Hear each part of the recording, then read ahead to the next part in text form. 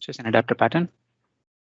It says that there is a class that wants to consume multiple classes, and those classes, they don't have an overlap in the method. So we're going to put a wrapper around it, and that wrapper is going to help us consume that particular service. So this is an electric socket, right? The current that it is giving out is the AC current. Now I have a phone that I want to charge, right? How do I consume this? So what we use is an adapter. One side of the adapter goes in these sockets, and what comes out of this adapter is a DC current, right? It is 5 volt DC, and what was coming in probably was 230 volt AC, right? Probably 50 hertz, right? With this adapter, we can plug it into the socket, and now we should be able to connect our phone, and it is going to get charged. This is an adapter. This is converting an output, an input that we were not able to use the first time, in an output format that we can connect with, right? Suppose that you have an iPhone charger, right? So this side is iPhone, and this side is, say, an Android device, or probably I'm going to say a Type-C charger, right? What you need is a device that can take the iPhone on one side, and on the output, it is going to have a different pin structure. So there are like 5 pins on the iPhone charger. A Type-C is a little different, right? So an adapter that sits between these two is also an adapter. So one quality of an adapter is that you can chain one adapter to another adapter, and you can get it to working with the other parties as well. You can like put a lot of these things and just get it working. We're going to attempt something similar in C# now. So once again, I'm going to come to C#. I'm going to add a new project. I'm going to call it adapter demo. And let's make this the startup project.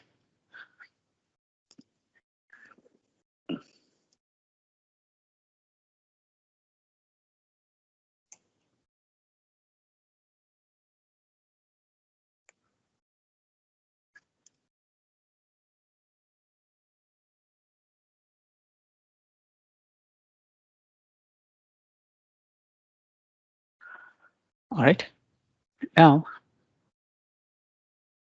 I'm going to show you a little practical example this time. And I'm going to add a new project. And this project is a class library project. So a class library is a little different than console application. And while we are at it, let's talk about that as well. I'm going to call it SQL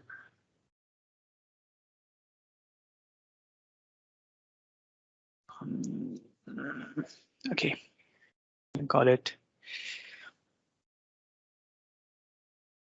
SQL database.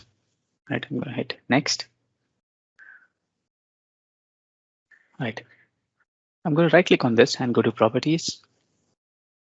And in the application, notice that the output type is class library. When I right click on this project and go to properties, this is the console application. The output is console application. So this output is going to have 3 options. One is console application, the next is Windows application, and this is the class library. So this is going to open up command prompt. This is going to open up, say, Windows Forms application, WPF application, and this is going to just result in a DLL. Now, with that established, I'm going to come back to SQL base. So class library generally gives you a class1.cs.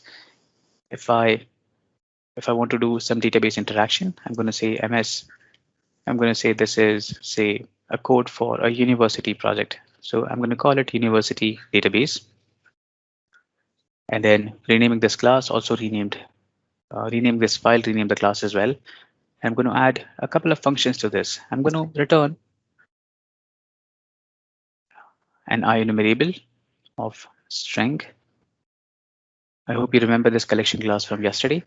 It is going to require system.collection.generics, and I'm going to say get students.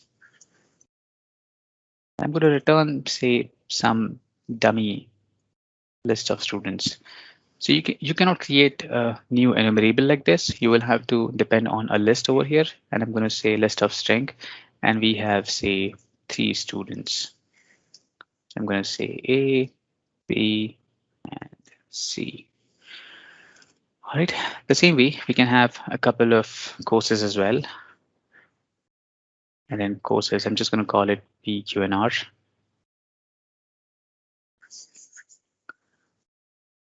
All right. Now, if I right click on this and hit the build button, it is going to create a DLL. Excuse me. This DLL is present at this location inside bin debug net5 SQL.dll. I can copy this DLL name, right click on the console application project, and then say add reference.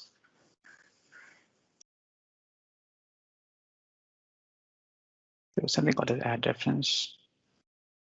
So project reference is going to show me the list of all the projects, but then you can browse and you can select a specific DLL as well. So if I give it this path, it is going to come over here like this. Because they're part of the same solution, I can choose the project as well, and it is going to link them internally. All right, so both the options are fine. I wanted to show you the reference option because the case that I'm trying to make is a little different. There will be cases when you won't have this flexibility. You are consuming DLL from some other provider. All right, and that's why I do not want to add a project reference. But let's go ahead and continue with our example. Now that we have the SQL database reference added, we can create an instance of the university DB. So I'm going to type university DB, and then notice that it is already complaining. The using statement is going to resolve, and I can come and say new university database. Now from this database, I can call get students and get courses. So let's go ahead and do that and save it in the students collection. Now I can do a for each loop, and for each student from this students collection, we are going to just print the information of the student. Now those are simple strings, so they're going to just get printed A, B, and C on the screen. And to wire that, I think we have already done that, right? So it's going to come to run function, create instance of the university database, extract out students, and print that information on the screen for us, right? A, B, and C, like so. Now, somebody goes and attends a classes on databases, and they're like, you know what, relational databases, they're good, but then non-relational databases, they are different. So I'm going to come here and I'm going to say that there is another project from some other company, which is also a class library type, and I'm going to say NoSQL database. Now, once again, let me copy this code. And instead of university DB, I'm going to call it, say, my university DB. Once again, I'm going to add system.collection.generics. And instead of get students, I'm just going to say student details, something like this. And this becomes, say, course details. Now, we want to consume this NoSQL database inside our project. And this time, let's go ahead and add a project, a DLL reference. So I'm going to copy this path of DLL, right click on dependencies and say add project reference, then go to browse. I'm not going to add project reference, I'm going to add a DLL reference. So when I do that and hit OK button, it gets added at a different place under assemblies, right? The reason I'm doing it this way is because you don't always have control of where the DLLs are coming from. Because they're part of the same project, you can come here and modify a couple of things, but you won't always have that option. If I want to have the flexibility of switching between these two databases seamlessly in such a way that I can call the student detail, course detail when I'm accessing data from NoSQL, and get students and get courses when I'm referring to the SQL database option, I will have to write some extra code, and that code is an adapter. So let's go ahead and add a class. I'm going to come and hit Shift Alt and C. And instead of class, let's go ahead and add an interface. I'm going to call it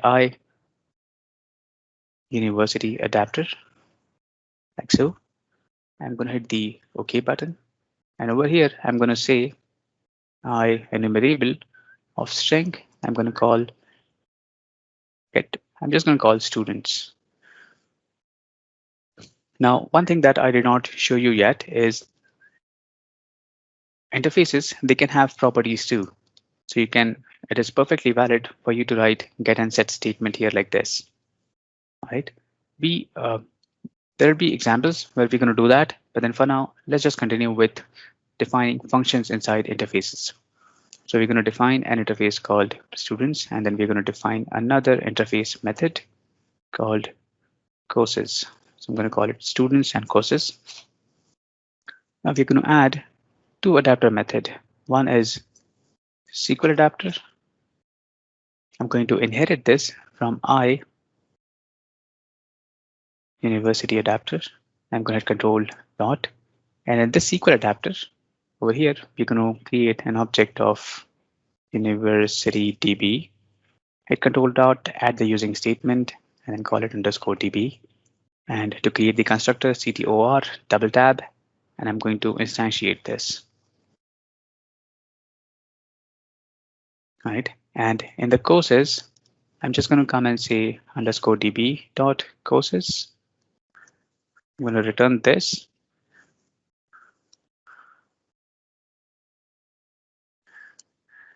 And in the students, I'm just going to say get students. Right, and I'm going to add another adapter. Once again, Control Shift and C, and this I'm going to call NoSQL adapter. And this once again extends the iUniversity adapter. If I hit Control dot, implement the interface, I just have to paste this, but then this DB object for NoSQL is going to be University DB, but then it will be coming from the this particular library. So my University DB this time, my University DB is going to be underscore DB. I can add the using NoSQL database statement here. And in the constructor, I'm going to initialize it to my University DB. And then this time I'll have to type the course details like so. And over here, probably student details. All right. The advantage that we get through this is the app class no more depends on the concrete implementation. I can come here and I can say iUniversity adapter. I'm going to say DB. And now, once again, what we did in the other classes, we're going to declare a private member. And in this private member is going to have a constructor. And our entire application is just going to depend on this instance. So it's going to be underscore DB dot students. It's going to pull out the student information from whatever database we provide from the outside. And in the main function, we are going to make that change. So iUniversity adapter, we're going to call it adapter assigned to new SQL adapter. Right, and on the same lines, we can do new NoSQL adapter. We're just going to comment this line out and pass the adapter object to the app constructor. So the app constructor is going to take the university adapter. It won't care which university implementation is going to get called. And the reason we created this adapter is because the SQL implementation had different name of functions and NoSQL had different name of functions, right? When you are in an incompatible situation, this that you are receiving an AC, but then you want a DC, you put an adapter in between, and the adapter is going to take care of the conversion. Okay. When that conversion happens, the rest of the functionality can work as is. And just going to call this my university DB, right? And the application will work seamlessly. So if I hit Control F5, it is going to give ABC. And I think it's the same code for my university DB as well. Let's change that to X, Y, and Z, right? And if we come to the program class and switch from SQL to NoSQL implementation, it is going to go connect to the NoSQL implementation of the application. I don't know why it is giving. Okay, because I changed student details.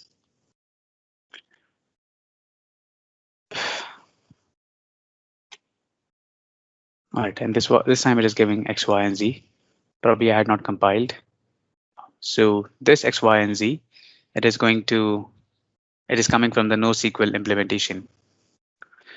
So the adapter is going to create a common looking interfaces, right? And then behind the scene, it is going to do all the heavy lifting. It is going to connect to the source. It is going to create the right objects. And these objects, they are going to abstract out which implementation we are calling. So this looks a lot like the strategy pattern. And this is one thing about design patterns that you will have to understand, that a lot of the design patterns, they're going to look very similar. We had an interface in strategy as well, and the strategy had multiple implementations, and those implementations were getting called. But strategy is about picking up algorithms, and adapter is about passing through from one way of doing things to another way of doing things. So here we did not choose any specific algorithm. We just said that, hey, there's a provider and we want some form of compatibility. And when you want compatibility, you create the adapters. And this adapter, based on different implementation, is going to help your code get to a point where you don't have to modify this code regardless of which database you want to connect to and what are the inner methods of those implementations. So like implementations were different. The SQL version was calling it get students, and the NoSQL version was calling student details. All right. So adapter has kind of abstracted that thing away from us.